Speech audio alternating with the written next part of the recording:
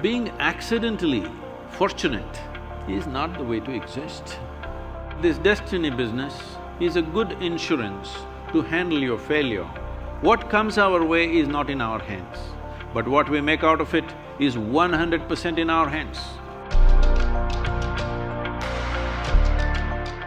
Sadhguru, I have worked very much hard to secure the first rank in common entrance examination and place me here. But my brother says me that it's my destiny that has put me up here. Is it really my destiny or my hard work that placed me here?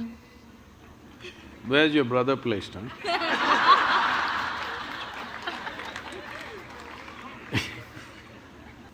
See, what people are generally calling as destiny is essentially what they end up creating unconsciously. When I say unconsciously, as you sit here right now, as everybody sits here right now, there is physical activity going on within the system. There is mental process, there is emotional activity, and of course the life energies are active. Every moment, they are taking in hundreds of inputs, whether you're conscious or not conscious.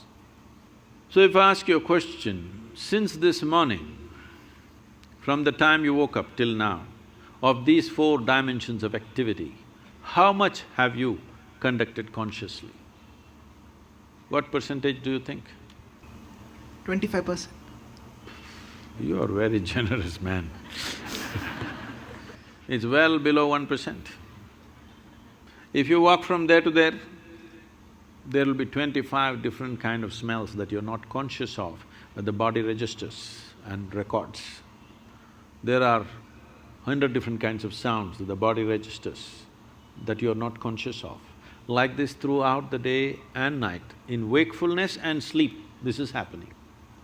When you're only conscious of less than 1% of your activity, definitely life will look like an accident. Hello? When 99% of the things that you're doing unconsciously, definitely life will look accidental. If the accident… See, it is so happened, somebody fell off on the street and had a brain injury, after that suddenly they started working their mathematics in a wonderful way. But that was only one. 1,000 other people who cracked their skull never recovered from that, or they died, or those who lived on much diminished. So, being accidentally fortunate is not the way to exist. So, whenever a pleasant accident happens, we say it's destiny. Some of you even say, God doing things to me. When did you make a partnership with him? I don't know. So, shall I tell you a story? Are you okay? This happened. Sherlock Holmes, you know Sherlock Holmes? And Watson went out camping. And early morning, 3:30 a.m., Sherlock Holmes nudged Watson. He opened his eyes, "What? What do you see?" he asked. "Well, I see a clear sky and stars." "What does it mean to you?" He said, "Well, that means tomorrow is going to be a wonderful sunny day." Then he asked, "What does it mean to you?" He said, "It means someone has stolen our tent."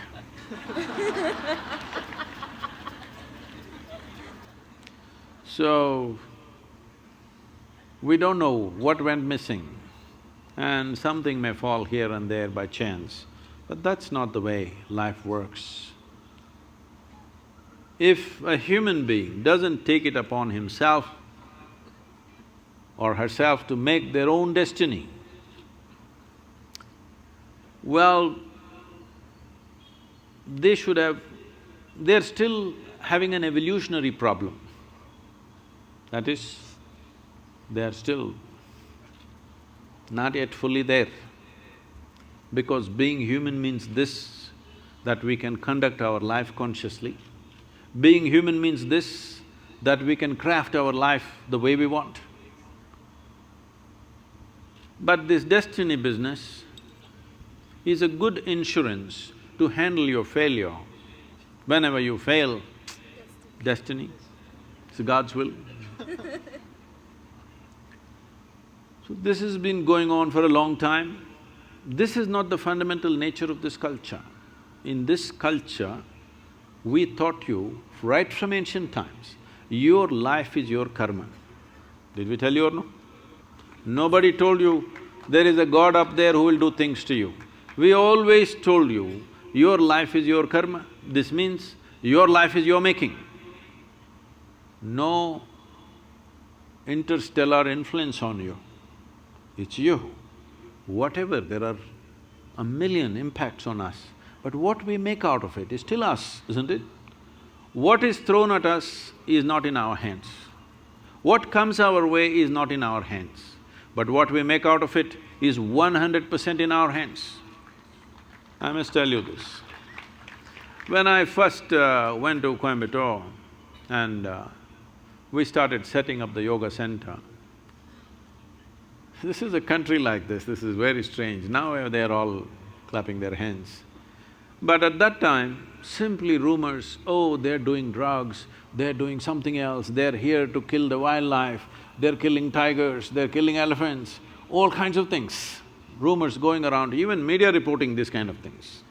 Then 100 prominent people in the town meet and then they say, this yoga is spreading like a disease. These are the words.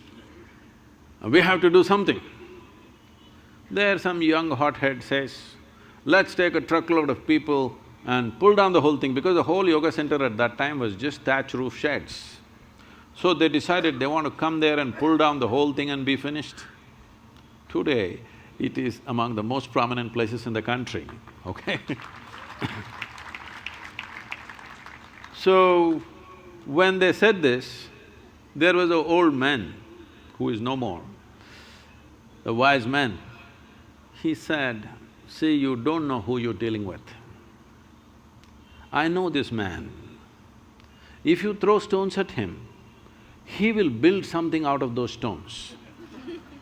Don't throw stones at this man. So, what comes at you, you cannot decide, but what you make out of it is your thing, isn't it? This is where your dint is.